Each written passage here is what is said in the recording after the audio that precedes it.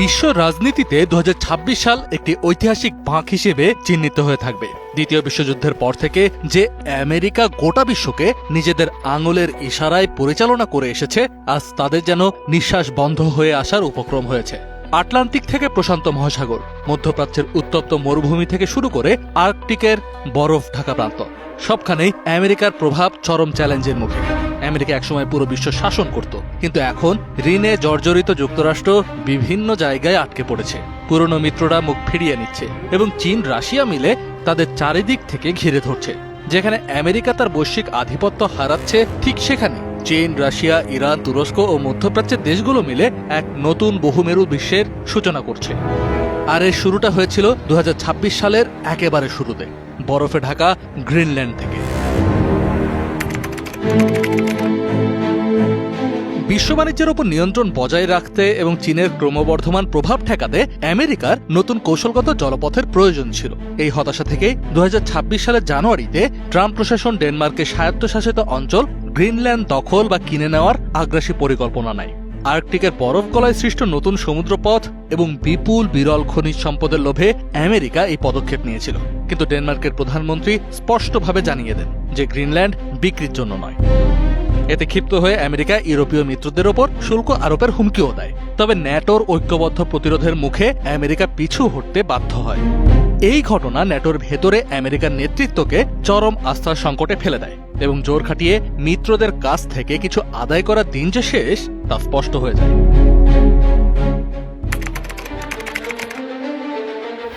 গ্রিনল্যান্ডের ধাক্কার পর ফেব্রুয়ারিতে শুরু হয় আর এক দুঃস্বপ্ন। ইরান ও আমেরিকার দীর্ঘদিনের স্নায়ুযুদ্ধ রূপ নেয় সরাসরি সংঘাতে। 28 ফেব্রুয়ারি মার্কিন নেতৃত্বাধীন জোট ইরানে হামলা চালালে বিশ্বের অন্যতম গুরুত্বপূর্ণ নৌপথ হরমুজ প্রণালী কার্যত বন্ধ হয়ে যায়। তেলের ট্যাঙ্কার চলাচল 70% বন্ধ হয়ে দাম ব্যারেলে $138 পৌঁছায়।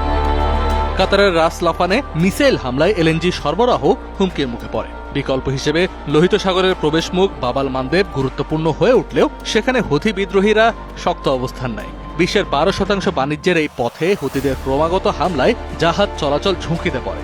বাধ্য হয়ে জাহাজগুলো আফ্রিকার কেপ অফ গুড হোপ ঘুরে যেতে শুরু করে। বাড়ে পরিবহন ও জ্বালানি খরচ। মার্কিন মিসাইল হামলাও হুথিদের দমাতে পুরোপুরি ব্যর্থ হয়।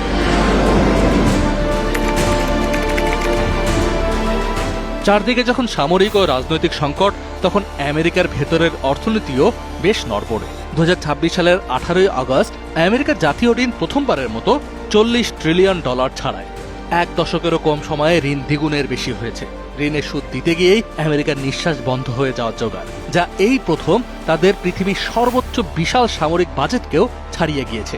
এই বোঝা কমাতে আমেরিকা এশিয়া ও ইউরোপের ওপর প্রচুর শুল্ক বা ট্যারিফ চাপায়। কিন্তু মধ্যপ্রাচ্যের যুদ্ধ, সামরিক ব্যয় ও চড়া সুদের কারণে সেই ট্যারিফের টাকাও কোনো কাজে আসছে না। অর্থনৈতিকভাবেও বিশ্বমঞ্চে আধিপত্য ধরে রাখা আমেরিকার জন্য প্রায় অসম্ভব হয়ে পড়েছে। অর্থনীতি ও সমুদ্র পথে হাবুডুবু খাওয়ার পাশাপাশি মধ্যপ্রাচ্যের মাটিতেও আমেরিকার রাজনৈতিক প্রভাব ধূলিসাৎ হতে শুরু করে। আমেরিকার পরিবর্তনশীল পররাষ্ট্রনীতি ও ইসরায়েলের প্রতি অন্ধ সমর্থনের কারণে মিত্ররা বুঝতে পারে যে আমেরিকার উপর ভরসা করা যায় না।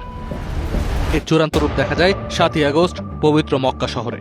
সৌদি যুবরাজ মোহাম্মদ বিন সালমান, তুরস্কের প্রেসিডেন্ট এরদোগান এবং পাকিস্তানের প্রধানমন্ত্রী শাহবাজ শরীফ একটি ঐতিহাসিক ত্রিপক্ষীয় যৌথ প্রতিরক্ষা চুক্তি স্বাক্ষর করেন। সৌদি বিপুল অর্থ, তুরস্কের আধুনিক সামরিক বাহিনী এবং পাকিস্তানের পারমাণবিক অস্ত্রের সমন্বয়ে গঠিত এই জোট বুঝিয়ে দেয় মধ্যপ্রাচ্যে আমেরিকার কাছ থেকে নিরাপত্তা ভাড়ায় নেওয়ার যুগ শেষ। মধ্যপ্রাচ্যে কোণঠাসা হয়ে আমেরিকা এশিয়ার দিকে নজর দেয়। চীনের জ্বালানি আমদানির প্রায় 80% যায় মালয়েশিয়া ও ইন্দোনেশিয়ার মাঝের মালাক্কা প্রণালী দিয়ে। এই দুর্বলতা কাজে লাগাতে এপ্রিলে আমেরিকা ইন্দোনেশিয়ার সাথে বড় প্রতিরক্ষা চুক্তি করে এবং টহল শুরু করে। জুলাইয়ে পররাষ্ট্রমন্ত্রী মার্কো রুবিও আসিয়ান সফর করে বন্ধুত্বের বার্তা দিলেও আমেরিকা এশিয়ার দেশগুলোর ওপর বিপুল শুল্ক বসিয়ে দেয়। এই দ্বিমুখী নীতির চরম সুযোগ নেয় চীন। 21 আগস্ট জাকার্তায় ইন্দোনেশিয়ার প্রতিরক্ষা মন্ত্রী শাফরি শামসুদ্দিন ও চীনের প্রতিরক্ষা মন্ত্রী ডং জুন এক অভূতপূর্ব সামরিক চুক্তি স্বাক্ষর করেন। বিশ্বের 25% বাণিজ্য এবং প্রতিদিন 2 কোটি ব্যারেল তেল চলাচলের এই জলপথে ইন্দোনেশিয়ার সাথে চীনের গভীর সামরিক সম্পর্কের মানে হলো ওই অঞ্চলে আমেরিকার আধিপত্যের অবসান। চীন এখানে অত্যন্ত বুদ্ধিমত্তার সাথে আমেরিকা যেই ফাঁদ পাততে চেয়েছিল সেই ফাঁদ কেটে বেরিয়ে আসে। সবশেষ পূর্ব এশিয়াতেও আমেরিকার অবস্থান নড়বড়ে হয়ে পড়ে। ট্রাম্প প্রশাসনের নির্দেশে দক্ষিণ কোরিয়ায় মার্কিন সামরিক উপস্থিতি কমানো হয়। আগস্টে আমেরিকা ও দক্ষিণ কোরিয়ার বার্ষিক সামরিক মহড়া 11 দিনের বদলে মাত্র 5 দিনে নামিয়ে আনা হয়।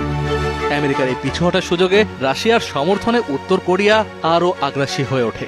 রাশিয়ার হয়ে যুদ্ধে অংশ নেওয়ার বিনিময়ে মহাকাশ ও সামরিক প্রযুক্তি পেয়ে উত্তর কোরিয়া আধুনিক মিসাইলের পরীক্ষা চালাতে শুরু করে। একদিকে আমেরিকার গুটিয়ে নেওয়া, অন্যদিকে উত্তর কোরিয়ার উত্থানে জাপান ও দক্ষিণ কোরিয়ার মতো মার্কিন মিত্ররা চরম হতাশায় পড়ে যায়। বিশ্লেষণ করলে দেখা যায় আমেরিকার অবস্থা এখন এমন এক সেনাপতির মতো যা সেনারা প্রতিপক্ষের হাতে আটকা পড়েছে। অস্ত্র আছে, বন্ধু নেই।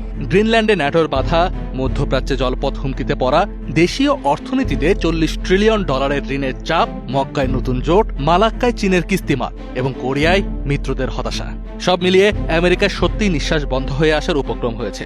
বিশ্ব এখন আর একক কোনো পরাশক্তির আঙুলের ইশারায় চলছে না। চীন, রাশিয়া এবং মধ্যপ্রাচ্যের দেশগুলো মিলে এমন এক নতুন বিশ্ব ব্যবস্থা তৈরি করছে যেখানে আমেরিকার একচ্ছত্র আধিপত্য কেবলই অতীত ইতিহাস হতে চলেছে।